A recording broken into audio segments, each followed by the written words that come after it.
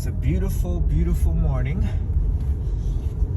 The sun's just about to come up. It's just after 6:30, almost 6:40. And just wanted to take today's Monday. It's a great day to start enjoying work. Just dropped off my wife at her office. So now it's time for me to go back home and start the day, check the emails, get things that I need to do, get my schedule looked at. I do my schedule, remember? I usually do my schedule on Sunday night, or if I can, and if I had enough time, on Friday afternoon, so that I know what my work week for next week is gonna look like. You always want to know what's going on, what's the priority. Right? Prioritization is key. If you guys checked out the last podcast that me and Sam did, we talk a lot about productivity and about organization. These things are very important when you're running your own business, calling clients, operational things. And that app that we talk about, we're not an affiliate or anything. I don't actually personally use it, but Sam uses it. It seems like a very good way to get yourself kind of going and get some guidance. From just kind of hitting off of a tangent, I always thought that financial planners, financial advisors, we were more of a research tank, like a think tank, more than what I ultimately ended up becoming when I worked for a financial consultant or financial planning registered representative firm. I always thought I was going to be designing portfolios, thinking about how people would be, it's kind of what was financially savvy to do. And while yes, that is kind of what a financial planner does, a lot of what a what people need a financial planner for is to kind of give them that advice and have that advice come from a place of professionalism. I like to think of it kind of like how a medical professional, right? There's certain things that medical professionals know through experience and education that, the lay person who doesn't go to medical school doesn't have. They don't have this kind of information. They don't have this kind of education. So information is what we can all look at on Google. Education, experience, and wisdom that an individual has is how they can kind of make that applicable to their own life or other lives. And that's ultimately what a financial planner is supposed to do. This is morphed into such a strange video, especially since you guys can't see me. I kind of like this. It's like you guys are driving along with me. You guys don't need to see me. I'm not anything to look at, so this is probably better anyway. But I was thinking that, when do you need a financial planner? When do you need someone? And I honestly think you need one when you want to be more, when you want to learn. And when you want to learn, you want a mentor. It's very difficult to kind of figure out what that is, because in the world of finance, and there's multiple subsects. So if you can think of the world of finance, Kinyukai, which is what in Japan, and I always thought it was pretty cool because literally it means the finance world. You can see it because of kanji characters that Japanese use. But anyway, has many different subsectors. And within those subsectors, there's ways to approach it. So if you're coming from a medical field per se, and I'm just going to use this example because my wife is in sleep. So in the world of medicine, there is sleep medicine.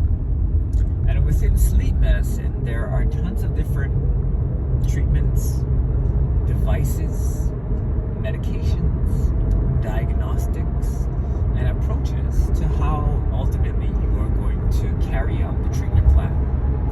So too is it in the world of finance. You could have, say for example, a bond trader.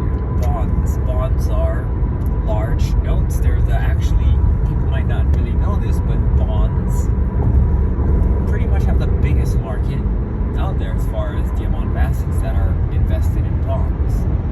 The U.S. has Treasury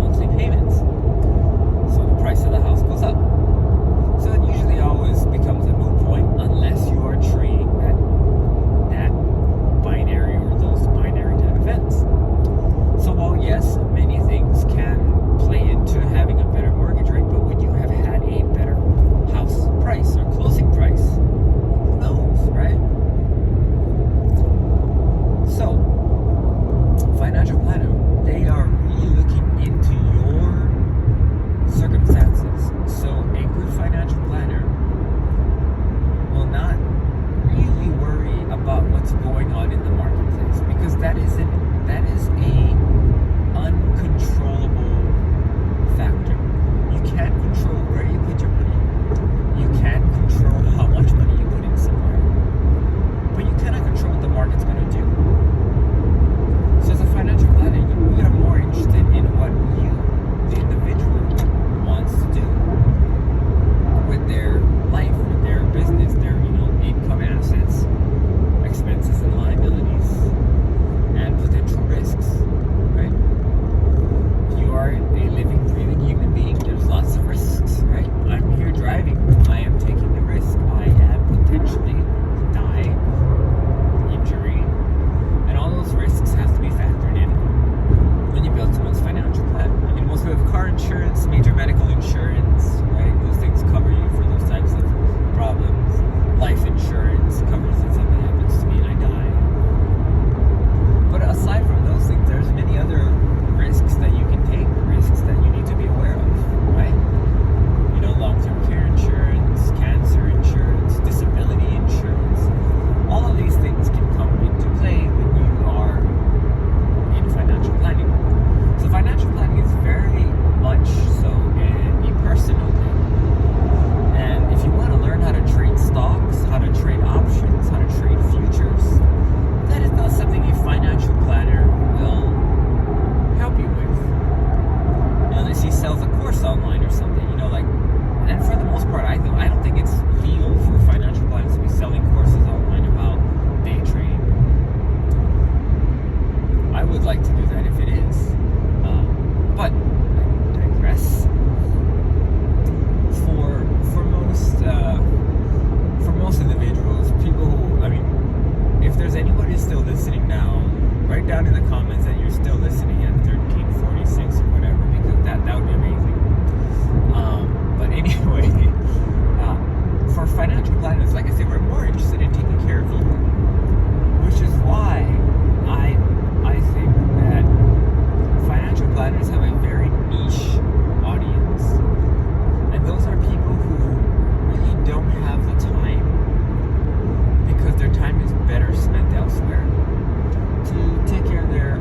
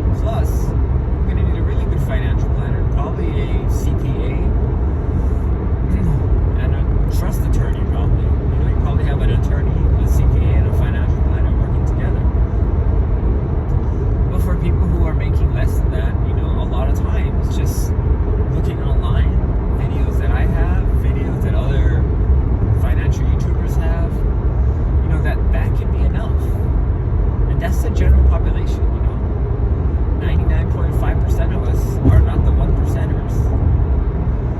So the audience of the financial planner is very small.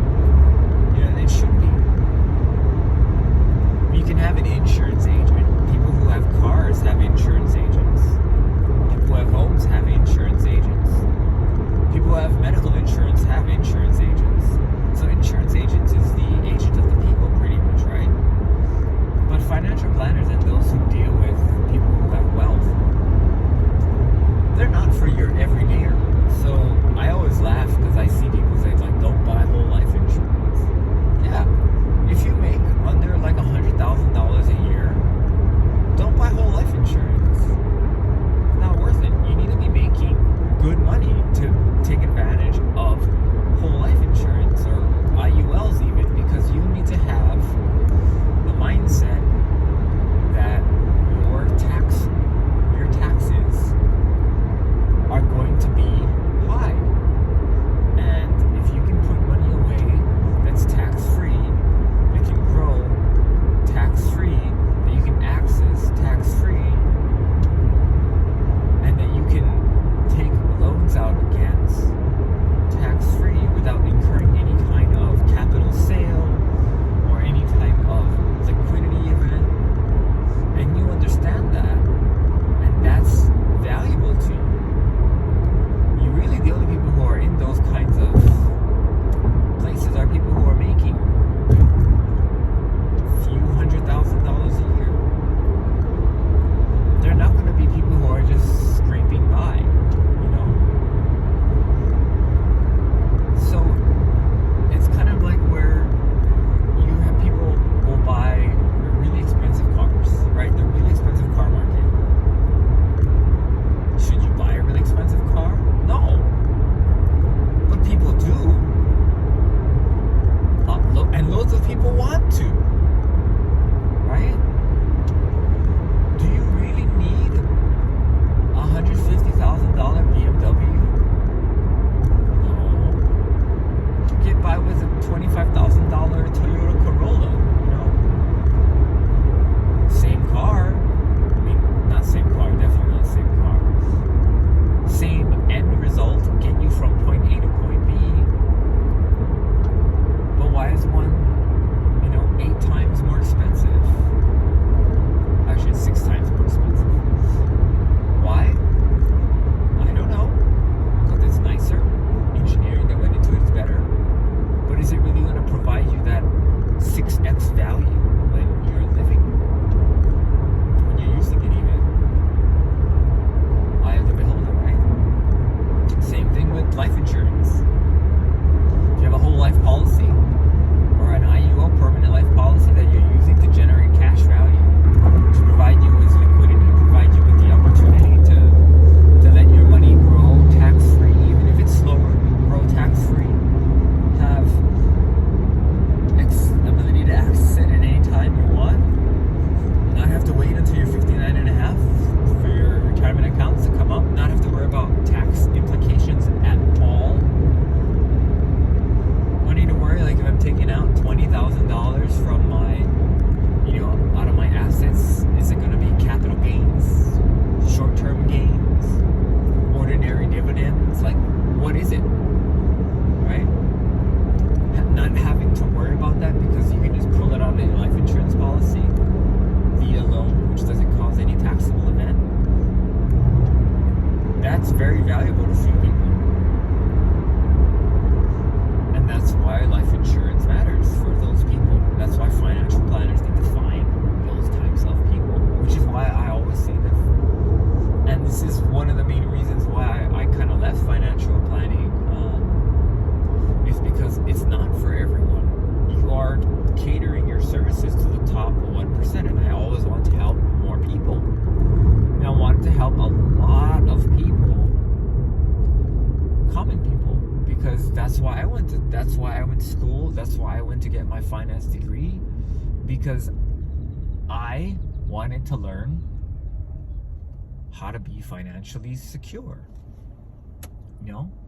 Someone told me when I was in high school that, everyone should get a minor in finance because finance is really important. Like, understanding how money works is vital to survival because everything costs money. And there are a few things that really, really matter conceptually that we're not taught, or we're at least taught about it in a very conceptualized, theoretical space, when in actuality it affects us practically every second of the day. I'll give you an example. Time value of money. What that basically means is $1 today is worth less than $1, or is worth more than $1 tomorrow. Therefore, the $1 tomorrow has to provide you with some form of risk-free return, or else everyone would take the money now. I'll give you an example. If you could borrow money from the bank at 0% interest, no interest ever, would you borrow as much money as humanly possible now? Of course you would. Because then you could buy everything you need now. Right? There's no benefit to waiting. None. But that's not how it goes. If you borrow money from the bank, they charge you interest, they charge you a originating fee, charge you all kind of stuff, right? Just for borrowing money. But money has value, has time value. Another thing is you yourself have time value. I spent almost 30 minutes driving home. Now with those 30 minutes, I could be working. I could have generated, let's call it $20, and I could have generated $10, but instead I'm driving home. That's $10 that I could have invested, could be worth, who knows, millions, or it could be worth nothing, right? So when you have time value of money, the time value does not only pertain to money though. Time value pertains to you, pertains to each individual. Each individual has to economically balance the time that they have to both make money and to make time for people and to do things that they enjoy, or they're not going to have a very good life, if they're just spending all their time thinking about money, like I just did about that 30-minute drive. Not useful because I lost that 30 minutes. Now every second that I think about saying I could have made $10 is more time lost, right? So it's not even worth it to think about. And I only bring it up as an example because that's, for the reasoning of this show or this drive here, that's kind of what I want to bring up. Anyway, I've reached my destination. I'm headed into my, if I can ever open this, garage. Headed to the garage, open up the system, check those emails, check my options positions, make some calls to some clients, and I'll see you guys in the next video.